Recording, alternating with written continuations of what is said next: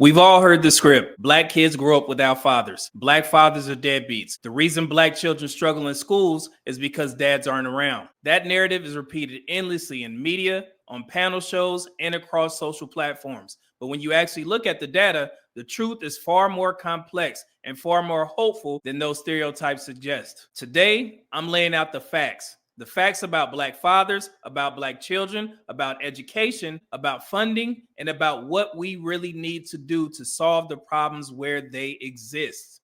So I'm not here this afternoon as a Republican, nor as a Democrat, not even as an American.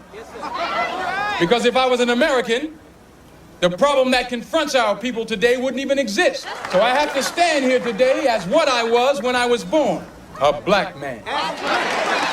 According to the U.S. Census Current Population Survey, reported through OJJDP, in 2023, about 44.6% of black children under the age of 18 were living with two parents, married or cohabitating. However, that's a snapshot, meaning what's true on the day of that particular survey. Snapshots don't capture full childhoods. When researchers at Bowling Green State University's National Center for Family and Research looked across childhood, they found that 55% of black fathers reported having only co-residential children, meaning they are living with all of their kids. 18% reported both co-residential and non-co-residential children. 26% reported only non-co-residential children. To put that differently, the majority of black children will spend part of their lives in a two-parent household or father-present household. So the truth is not most black kids grow up without fathers. The truth is that most do experience father presence at some point of their lives. In the majority, 55% or more. Now let's talk about black men. From the 2015 to 2019 CDC National Survey of Family Growth, only 46% of black men ages 15 to 49 have ever fathered a child. That means 54% have no children at all. Zero. This is critical. Too often, society talks as if black men are fathers and then stereotypes them all as absent. I've even heard one claim saying that 2/3 of black men have children and they leave those children. So you're saying black men are getting married and then leaving their They're not families? getting married. That's the problem. What I'm saying is the data. I'm saying 2 out of 3 black men impregnate women and don't stay with them. 2/3 of black men. However, that's a lazy argument because what those political pundits fail to understand is that when you look at the statistics, 69.3% of black women having non-marital births does not mean that 69.3% of black men fathered those children. 72%. 72%. 72%. 72%. 72% of children in the African American community are born out of wedlock. That means absent fathers. And again, if you see anybody repeating this lazy ass statistic, you need to call it out or contact me.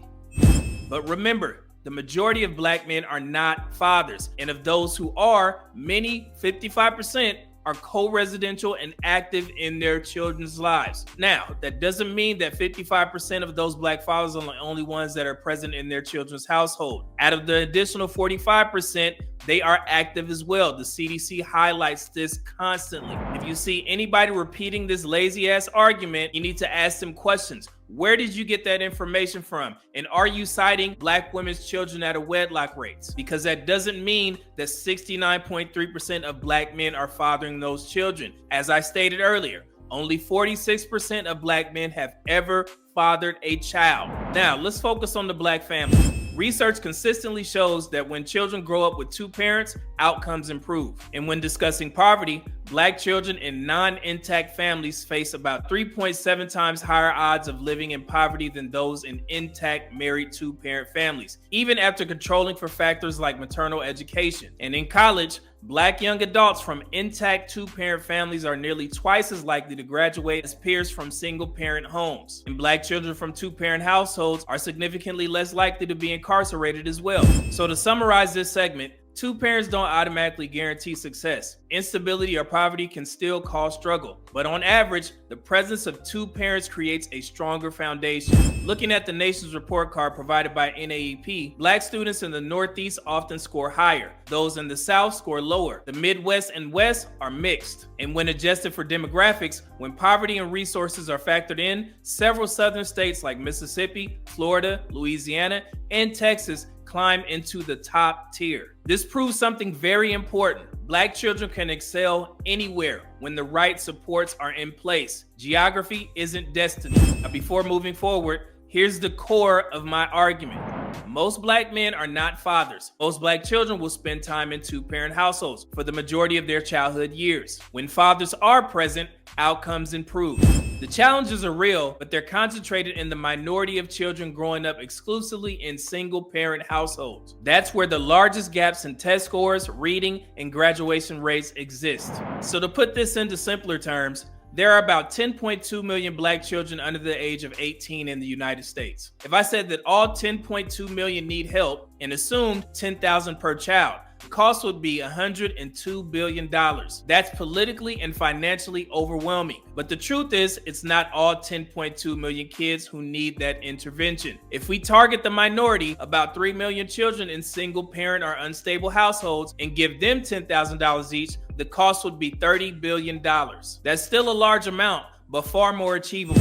Framing the problem as a minority versus the majority changes how funders, policymakers, and the public respond. Now, if the estimated $10,000 each child is what it would take to get educational levels up to par, here's what we must own as a black community. If targeted funding ever became real, we cannot sabotage it by saying, "What about us?" If your child is already excelling in school, don't demand money that was never intended for you. That money must go first to the children who are struggling the most. And let's be clear, to solve this problem, we must also be willing to help single mothers. Yes, many had children outside of marriage. Yes, some made mistakes. And yes, there's stigma around single mothers in today's online conversations, especially among black men discussing dating and marriage. But here's the truth. The majority of children in need come from single mother households. If we really care about those children, if we want their test scores to rise, their reading levels to improve, and their futures to expand,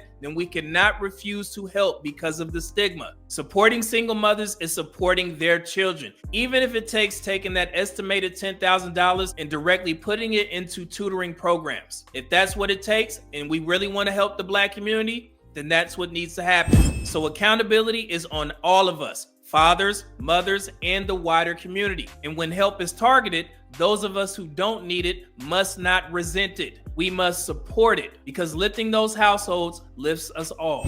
So now that we've identified the problem, let's talk about actual solutions. Number one, targeted academic support, intensive tutoring, summer bridge programs, and after-school support in single-parent heavy schools. Number two, father engagement, custody and co-parent support for non-residential fathers. Normalize and celebrate responsible black fatherhood. Number three, community investment, extra resources for schools in high single parent areas, and also mentoring networks of fathers, uncles, coaches, and role models. Number four, better data. Push NAEP and state education agencies to publish crosstabs on race times family structure so interventions are precise. So to summarize, the myth of the absent black father and the failing black child has been repeated for so long, it feels like it's a fact. But the real story is this. Most black men are not fathers. Most black children grow up in two-parent homes. And when the father is present, outcomes improve. Less poverty, more college, less incarceration. The reason for that is because the majority of black fathers are present.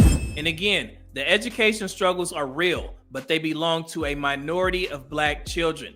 That's where the focus must go. And when we tell the truth that it's not all, it's a targeted group, the funding becomes possible. But we must also mature as a community. If your child is thriving, don't be offended if the money doesn't include you. Funding should go to the ones who need it the most. And yes, that means helping single mothers because their children are at the greatest risk. The truth is not that black fathers are absent. The truth is that black fathers matter. And when we direct resources where they're needed the most, the whole community rises. Peace.